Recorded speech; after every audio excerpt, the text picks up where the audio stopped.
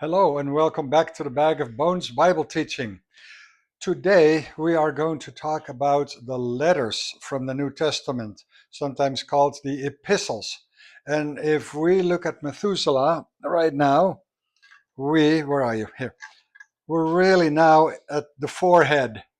We're almost at the top here, which would be the Revelation. But now this whole section is where we are going to um, focus on today. Our bullet train is going at a crawl pace. We're not going fast because we're only covering a few decades. So, why did God put letters in our Bible? Well, a letter is very personal. It is oftentimes addressing a problem, and it is from these problems from the early church that we learn these situations that happened that needed to be addressed. And out of this, we form the basic doctrine of our modern church. And so, letters in those days were very, very difficult and expensive.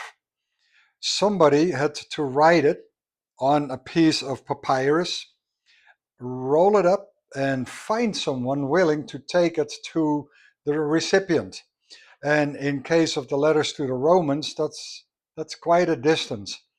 An average letter was between 50 and 200 words, not very much.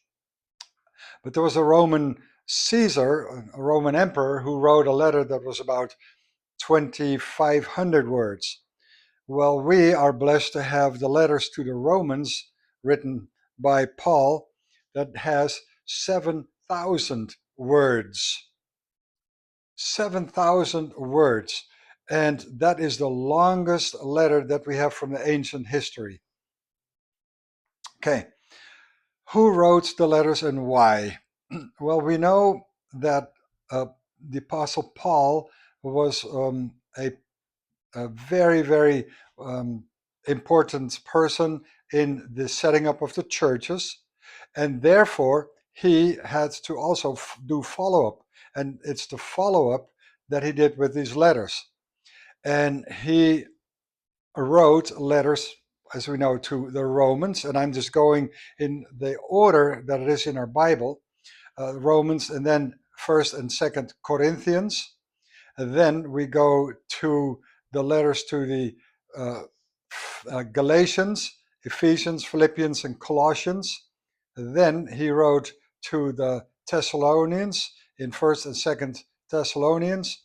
Then we get to the letters to Timothy, 1 and 2 Timothy, then Titus, and then his smallest letter is that to a runaway slave owner by the name of Philemus. So these are the letters that Paul wrote. Now, if we look at the letter to the Romans, we can ask, why did he write that? He didn't start that church. But there was a problem. The problem with the situation in Rome was this. During the time that we had the starting of the church in Rome, which happened right after the day of Pentecost, where people from Rome went to Rome and started the church was mainly Jewish. They had a few Gentile believers that were also part of the church, but the Jews followed basically their typical worship. Everything was Jewish, but then with the add on of the realization that Jesus was their Messiah. Well, all was fine until we had a new emperor in Rome. And the Roman emperor did not like the Jews, and he kicked all the Jews out. Okay, amongst some were Agrippa and Priscilla, who were later met by Paul in Corinth, tent makers.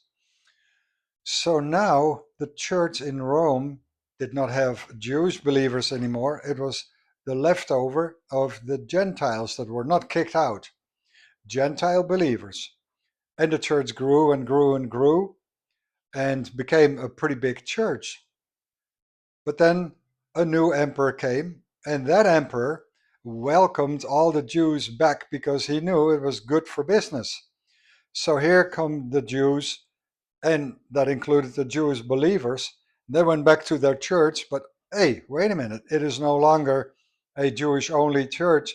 Now it is a Gentile church. And that caused conflict. So that conflict had to be addressed by Paul. And in the letters to the Romans, he was very clear in telling them the difference between legalism and license. So that is one of these examples where it is very, very good to read what Paul wrote by inspiration of the Lord. So the nature of this video, of course, is not to get into all the individual letters, but we need to just give you an overview so that you know what you can expect. The Corinthians, that was a different problem altogether. In Corinth, there was a lot going on as far as all the worldly sins. Corinth, being a harbor town, had, of course, a lot of sailors, but they also had um, a whole lot of prostitutes. And um, in the letters to the Corinthians, the role of the women is clearly um, depicted. So these are problems that came. And in the first letter to the Corinthians, we read um, a lot of things that Paul addressed that had to do with the church. In the second Corinthians, we read Paul's defense on attacks made on his character. Okay, so we'll go right through these letters real quickly. Actually, we might not have time, so let's just go to Timothy and Titus. These are often referred to as the pastoral epistles.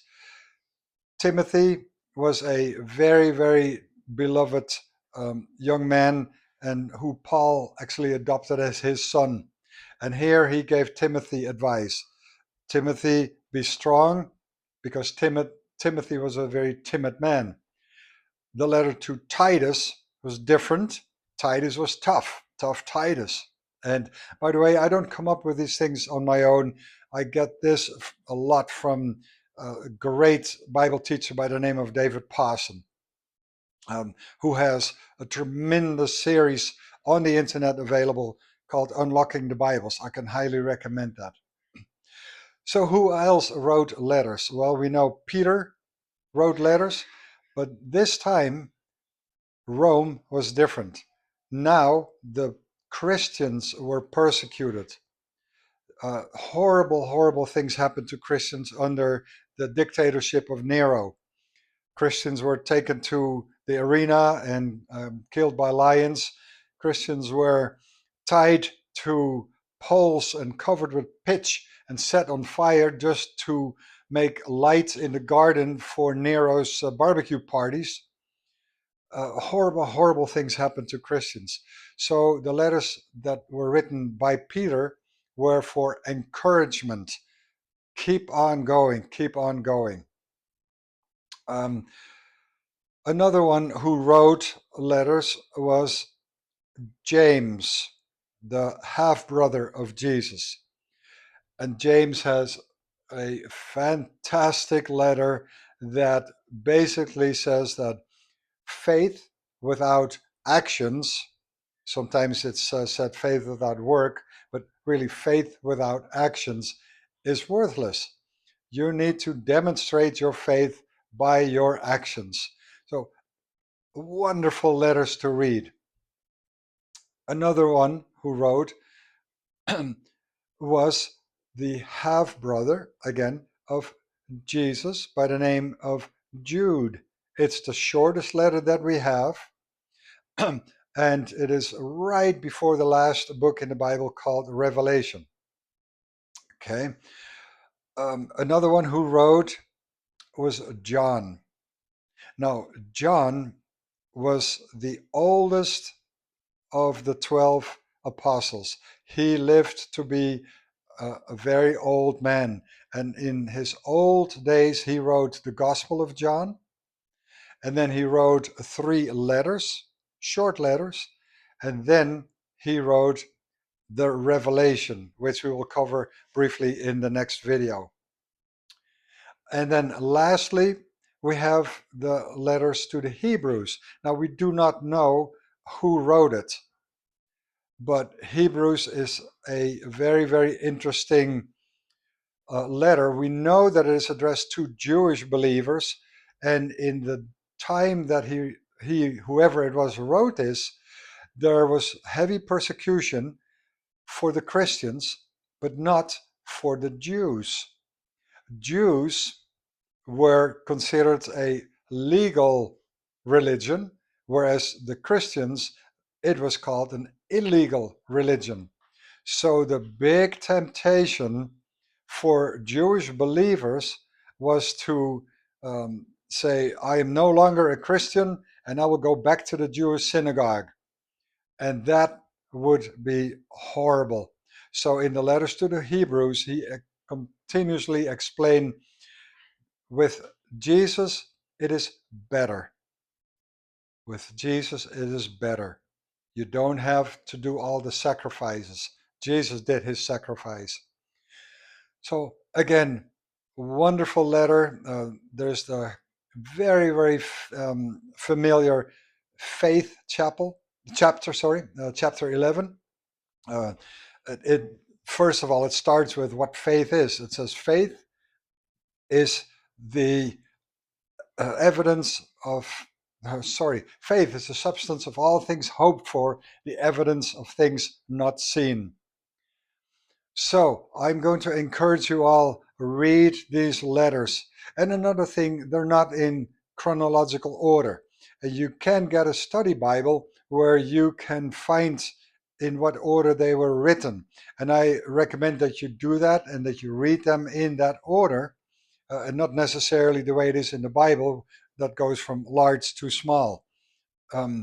So I would say read them, learn from them, and you know what I say, faith comes by hearing, and hearing from the Word of God. Thank you.